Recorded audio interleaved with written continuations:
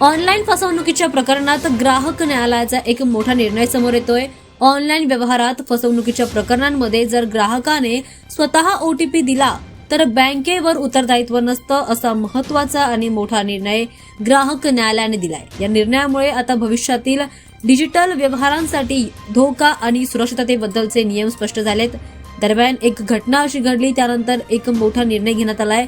एका ग्राहकाला ऑनलाईन व्यवहारामध्ये त्याची फसवणूक झाली होती, ज्यासाठी त्याने स्वतः बँक खात्यातून पैसे ट्रान्सफर देखील झाले होते।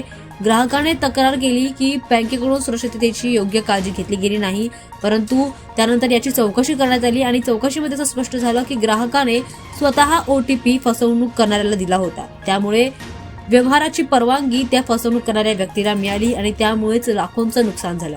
ग्राहकाने स्वतः आपला ओटीपी आणि इतर वैयक्तिक तपशील दिले असल्यामुळे बँकेवर दोष किंवा नुकसान भरपाईची जबाबदारी लादण्यासारखे निकष पूर्ण होत नाहीत, असं न्यायालयाने आता स्पष्ट केलंय।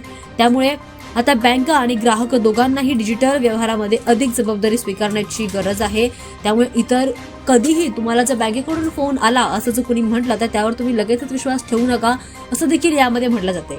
ग्राहकांनी आपल्या ओटीपी आणि लॉग इन माहिती सुरक्षित ठेवावी। सोबतच कोणत्याही अचूक माहिती संबंधित शंका असेल तर लगेचच बँकेशी संपर्क साधावा, खात्रीपूर्वक व्यक्तीशी संपर्क साधावा, जेणेकरून बँकेने सुरक्षित व्यवहारासाठी अतिरिक्त सूचना आणि सल्ला देण्याची देखील गरज असल्याचं म्हटलं जातं। दरम्यान आता या नवीन निर्णयांमुळे ऑनलाईन फसवणूक प्रकरणामध्ये ग्राहक आणि बँकेच्या जबाबदाऱ्या स्पष्ट झाल्यात आणि भविष्यातील डिजिटल व्यवहारांमध्ये देखील हे मार्गदर्शक ठरणार आहे। दरम्यान आता महत्त्वाचं म्हणजे जर तुम्ही अशा प्रकारच्या कोणत्याही व्यक्तीला जर स्वतः ओटीपी दिला आणि जर तुमचं नुकसान झालं तर त्याला बँक जबाबदार नसणार, असं स्पष्ट करण्यात आलंय।